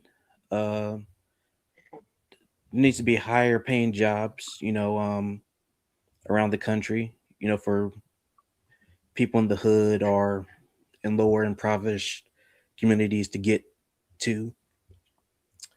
And then the other part of that is we need to also pay and train and treat the police officers well. And then also don't baby them. Allow them to go after the bad actors, target the ringleaders of these groups, because they know there's police officers out there that know who these guys or girls are, but the politicians are tying their hands behind their back. Most of us can solve crimes by just like, okay, this person was here, here, and here. Let's check their social media. Oh, they're snitching on themselves. By we can figure things out, but politicians are tying the hands of law enforcement, so stopping them from going after these ringleaders and stuff like that. So that's what I think needs to happen is we need more jobs around the country, paying the police officers well, training them properly, and then, not completely cut them loose, but stop tying their back, like let them work. Yeah, I disagree there. They've been working too hard. Police brutality is one of the major things that's been going on. Yeah, but we'll hold them number... accountable, give them body cameras, and then if they do something wrong, hold them accountable. You're not, there's bad apples in every industry. I'm not saying let everybody do whatever they want and no police, but I'm saying like these cops are fucking around a lot, and they have been forever. Well, just like we're going to punish. We're the one of the only communities who actually look at it and be like, bro, we've seen it forever. And now the white people are finally trying to notice it. Like, that's a good thing, I think. Hey, look. The fact that cops are fucked. If we're going to severely punish the population, we got to severely punish the bad actors and law enforcement. Now things are going to slip. Society, most definitely. Yeah. Punish everybody who breaks the law. Most definitely. Everybody who breaks the law. But that's just my take on that. Yeah, and another thing I was just going to say right quick, at some point, we have to stop participating in crime, like Brother King had mentioned, you got certain situations going on. You don't have no money, you're going to rob, you're going to steal, you're going to sell drugs because that's what is immediate that you feel like you can make some money.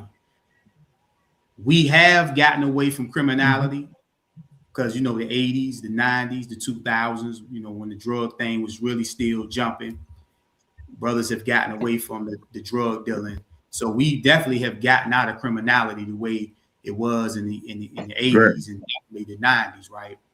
And so we've done a good job with that. The statistics tell you. Brother King, you gotta let me talk. We're doing well as a community. Brother King, I know you hear me. You gotta let me talk, brother. I'm sorry. Yeah, you gotta let me talk. If you can't, put it on me because you or something. But I'm sorry. Yeah. So yeah, like I was saying, we've gotten away from it, but we, of course, we can always, do better with participating in criminality and really letting the young people know that if you really do the checks and balances, it don't really add up. You know what I mean? Like, you're not going to get rich being a criminal. No one has. We've seen the best of the best criminals get locked up, right? So we got to really convey that message to our young people that is really is no retirement plan with crime, right?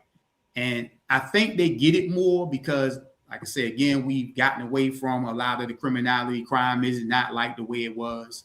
I just think we have to continue to, push that message.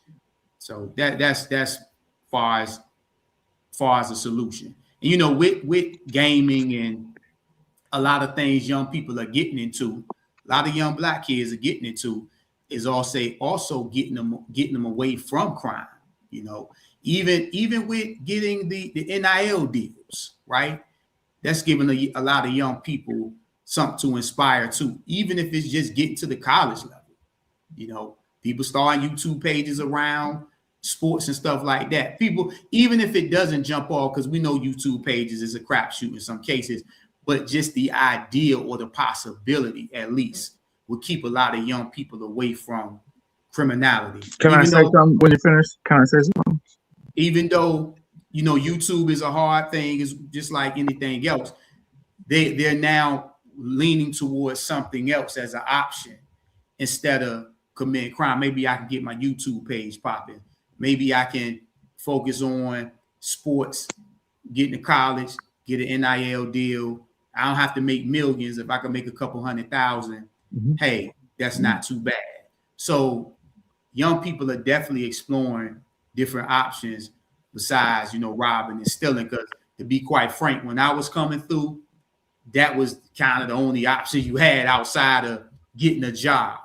You didn't have the internet, you didn't have this, you didn't have that. Either the job or business, maybe go to the military. That was kind of the only things, and basketball, football. But it was very limited in what you felt like you could do to get out of the hood. Right. You was trying to say something, J. King? Yeah. I was gonna say, he actually already mentioned it. The military, like that's a great fucking thing for Black people right now. Like, if you're American and you're Black, join the goddamn military. Like, the only thing that's gonna go wrong with you is you might be called the N-word once in a while. But everything else, it's all about marriage. And guess what? You're going to be better than everybody else who joins. You know what I'm saying? Like, I'm telling you, you're going to be better than everybody else. Like, you can fuck up niggas. Like, it's excuse me, but like it's not a bad fucking gig. And you can do it for years and years and years. You can do it for 3 years and start yourself up instead of wasting money and getting a fucking college degree on a loan. You can join the military for 3 years, 4 years. Yeah, man. It's basically the same goddamn thing. Yeah, no. You're right about that, bro. Like I said, I'm retired. So I just want to shout out the military there. Yeah, I'm retired Navy, man. I promote that here from time to time. I think. Yeah, I just want to shout out the military there. You can do that, bro, and it's not a problem. Yeah, it's 4 years, bro. Like I said, I'm sorry. Go ahead. I'm sorry. And 4 Mr. years Fantastic, changed the whole life, bro. Can you tell them about picking a good MOS? Because that's a key part of the military. Yeah, picking a job that translates, bro, is a major thing. Anything that, especially nowadays, anything that's going to be tech oriented or have like a STEM background or a STEM equivalent, do that. Of course, if you can get into, if you're smart enough to do the nuke program, do the nuke program. All those air traffic control, that's another big one. Air traffic control is not going nowhere no time soon. They're not going to be, that's one of the things that are not going to be phased out by AI anytime soon, because you have to have a person there, just in case the system gets hacked or something. So air traffic control make a whole bunch of money. It's highly stressful, but a whole bunch of money, bro, guaranteed as soon as you get out. Things like that. But yeah, man. Any kind of logistics. Just the VA loan alone, bro. Like I said, home ownership, and shout out to the brothers that mentioned it earlier. Trigger Man, like he said, home ownership alone, bro, would catapult us and be one of those major points of capital, right? Because we know real estate is still the number one form of capital and funds in the country. So if we just had a 25% bump, man, in just 4 years, and you ain't got to retire, you ain't got to love this shit, you ain't do it forever. 4 years, bro, just to get you, like I said, a trade, It's a a paid job. for trade, military preference, veterans preference, security clearance for the most. I think top secret. Yeah. Well, you get a secret, but Yeah, you bro. gotta Yeah, in any other job you want to go to next, if you have that military background, they choose you first. They don't choose those other dudes. They choose the military dudes first. They choose you before they choose college graduates who have more fucking experience. Like, no, because you let's got pick that guy. you got the experience and you have the training. But yeah. But hey, man, I appreciate you, brother, coming up, bro. We do this every Thursday, bro. So whether you agree, disagree, whatnot, what have you, one Kim one. Hey, man, come up earlier next time, brother. Hit me up because I know you say you wanted to do a show. You know what I mean, especially about the economics and stuff, bro. So just hit me with a DM or hit me with a email. We'll set it up because I definitely want to get your take on a lot of these things. All right, no problem. Yeah, but hey, man, I greatly appreciate you, brothers, for coming up, man. Okay, all right, peace. Yeah, holla. All right, peace. Yep. Hey, man. Throwdown Thursday, man. I guess the word getting out. People starting to come through, bro. I appreciate it, bro. Hey, agree or disagree. You know what I'm saying? We gonna get it done. Shout out to my man Calvin Dickinson coming through tonight with a lot of bread, brother. I greatly appreciate you. Another 5 before we end the live. Ain't nothing but some money. Fantastic. They say it's easier to sell dope than work a 9 to 5. Do people really want to get up and go work? Come on, bro. Stop it, man. Calvin, bro, listen, man, that's the niggas talking. We got to stop listening to the niggas talking, man. According to the niggas, bro, you know, hey, you got to have a good sell rocks or have a good jump shot, bro. That day and time is over with. The whole idea of selling drugs in 2026, bro, is some loser shit. Point blank, period. No ifs, ands, or buts about it. You can literally make fucking hundreds of thousands, if not millions of dollars off a motherfucking phone app, bro. All right, I promise you, the amount of money you make in the streets is never going to go fucking equate to career where it's 6 figures plus. It's not. That 6 figure plus fucking job, bro, or occupation, a career, whatever you want to call it, skill, right, bro? That shit is guaranteed. That drug dealer that's making whatever little quick fast money he make, that nigga gonna get knocked in probably 3 years or less, and now he gonna lose all that money trying to motherfucking fight trial to stay out of jail. It's not worth it, bro. We got to stop we got to deglamorize this street nigga culture, bro. This drug dealer shit. We gotta kill this shit, bro. Because as long as people are thinking like that's a viable source in this day and age, dog, we're just not gonna be able to move forward. But hey, man, listen, greatly appreciate y'all for coming through. Miss Fantastic 824 on all social media platforms. If something you want me to talk about, man, whatnot, what have you, cover, let me know. Y'all know how to get in touch with me, bro. Well, anyway, that's it on that one. I'll catch y'all on the next one. Holla. We out.